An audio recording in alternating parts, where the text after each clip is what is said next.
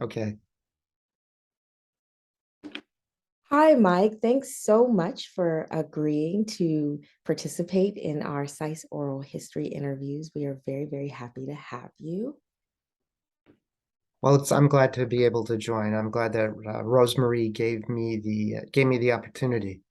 I was surprised actually that it had been restarted because when I checked on the website when she gave me a link, they were pretty old, the ones that were on there. So I figured perhaps it's not really going to restart. So it actually was a pleasant surprise, and I appreciate the opportunity to talk to you.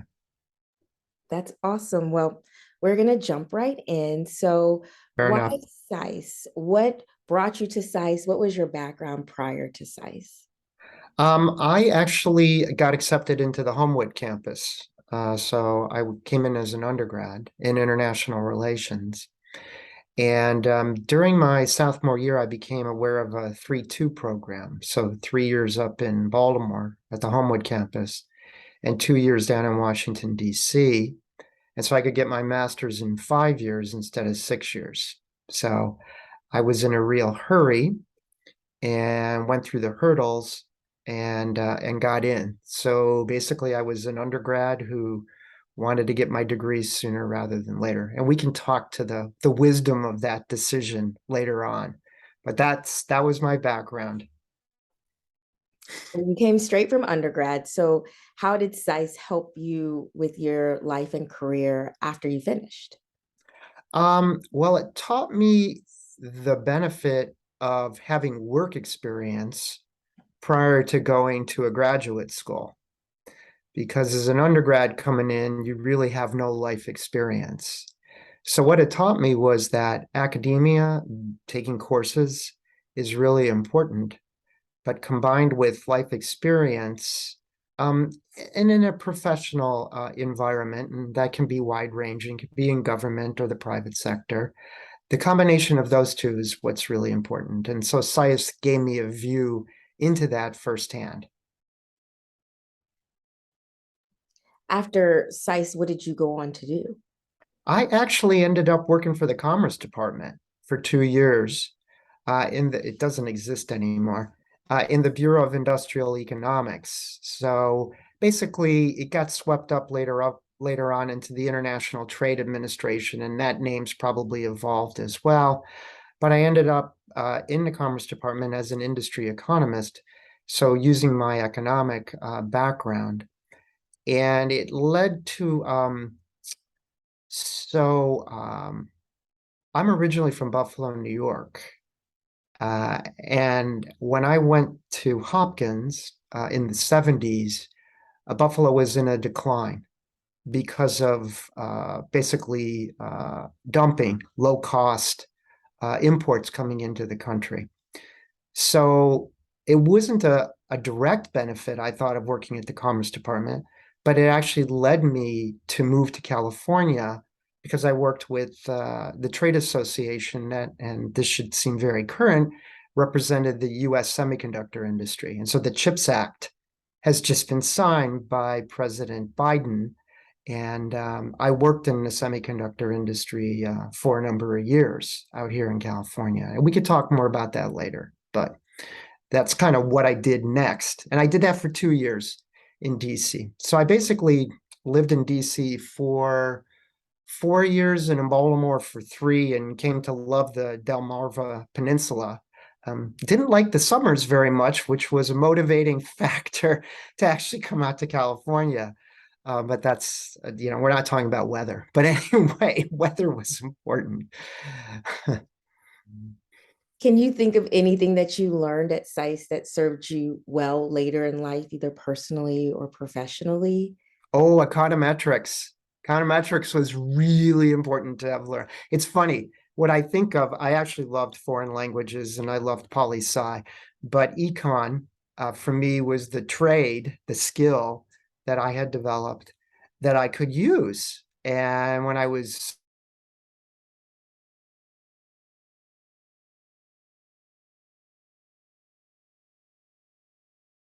had a database and we got to play around with it and try to predict the future, which is always fun, and the internet connection. Well, I'll just make a side comment here. So we'll see how long we last. So anyway, econometrics was really cool, and that's for me was a tool that I took with me. The other tool was my oral defense for my master's. I was in Canadian studies, and it taught me the importance of being prepared, but it also taught me the importance of being comfortable, putting on a show, if you will, making a little presentation. So speechifying, if you will. So I did a fair amount of speechifying when I was in corporate and in the trade association. We could talk more about that later. So What is your fondest memory at SAIS? this is I think is it the Tamaran Inn? It's the hotel on the opposite side of where SAIS is. It was Friday nights and going to have a cocktail there. That's my fondest memory of SAIS, because it was so um it was so intense in a good sort of way, that just to be able to blow off some steam and be able to walk around the corner and be right on Embassy Row, right on Mass Avenue, and then just pop around the corner. Back then, the National Geographic building used to be right there. It is just very cool. It was just really freaking cool, actually. That's what it was. So yeah, I'm not an East Coast alumni, so I'm a little more loose here, coming from Cal. I've been in California almost 40 years now, believe it or not. So I'm more of a Californian than I'm an East Coast kid now. Anyway. That's really cool. Um, so I asked if you could, when we talked prior, could you describe your SAIS experience in one word? But you're not limited to one word. So if you can describe your SAIS experience, how would you describe it?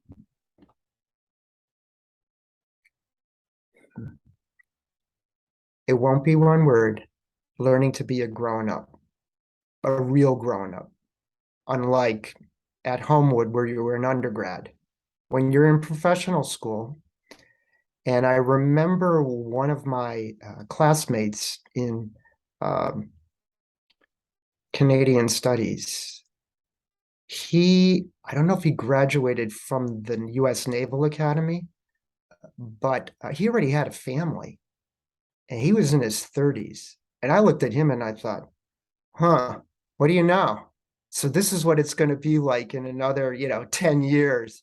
Well, I got a view into, what reality is going to look like here.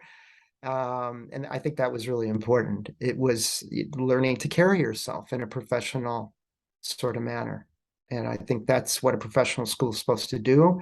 And because SAIS was really, I mean, I went to SAIS really because I wanted to go into the Foreign Service, and it didn't work out.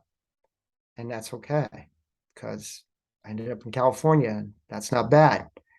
So, but it was just very cool to be in DC, and just very cool to be with people who had already started families and had careers and were doing this in order to broaden out their professional training, if you will, in addition to their life experiences. That was just very eye-opening.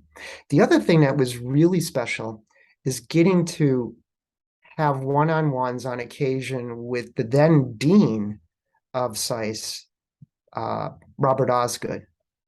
As I refer to him, Bob Osgood, because Bob Osgood was just really cool. He's just a good dude.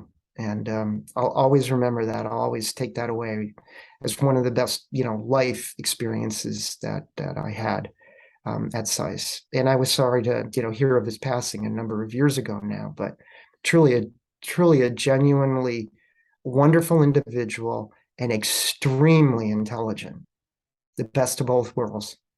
So that was just a wonderment for me to have that opportunity to be in his presence, actually, and to learn from his experiences. So I'm going to choke up here, so we should keep going. So seriously. That's So quite anyway, that's really sweet. Well, we're prepared to close it out, but I'm so intrigued about your career after SAIS. Is there anything else you want to kind of, talk to us about of how you navigated the professional world after SAIS? Because, as you said, so many go into the foreign service or to government work, but it seems like you did something quite different. So, right. I've worked trade association. I did that in Silicon Valley. Then I worked for a semiconductor company, first as director of investor relations, which is pitching to investors. So that's part of the speechifying. Then I got the assistant treasurer role, and I became VP of business, corporate business development. And it's Advanced Micro Devices. The company still exists, and it's I think a Fortune 50 company now. And then I got laid off. That's a whole thing about the crash that happened in 2000.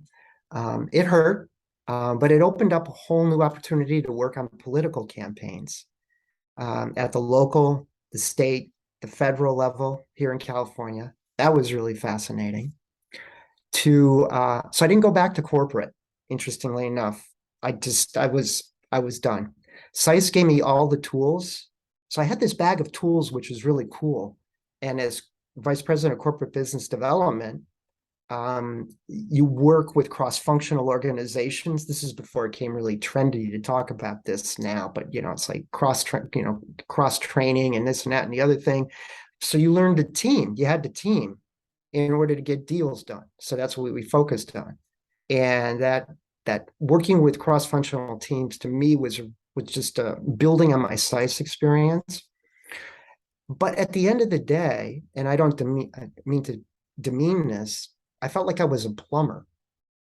I'd open up my, or not that being a doctor is bad, but I'd open up my bag of tricks, my tools, and I knew what to do. And it stopped being interesting. I mean, it was a great job in corporate. Truly is a wonderful job to do deals. It's got a beginning, a middle, and an end. It's not all about process. It's just really cool. Can be really, really rewarding, but it's very stressful, and it does just get old after a while. But the other stuff was really new, and I grew up where my dad was really involved in real estate, and he was really good with his hands. He could like construction as well. So I ended up with, and I'm not showing off, just 3 different properties that we significantly remodeled over the years. And so I got a chance to really tinker and to consult a little bit. And so I've been lucky. And then on top of it, I've had a wonderful life partner who, through thick and thin, has supported me and been there for me, and still wonders why I didn't stay in corporate, because I'm so smart and have such a great degree from Johns Hopkins.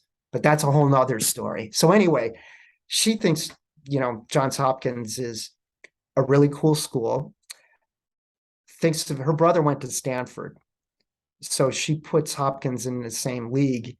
And she went to UCSB, so University of California, Santa Barbara. So it's kind of like, hey, look at what I'm doing. What happened to you? It's like, well, it's kind of the way I've always been. I just like to tinker with a lot of different things. And that's a benefit and a bane. So, and I'll just close there. And I appreciate the opportunity to kind of, I can't talk about my, posting in Moscow, during the SALT arm talks, or, stuff like that.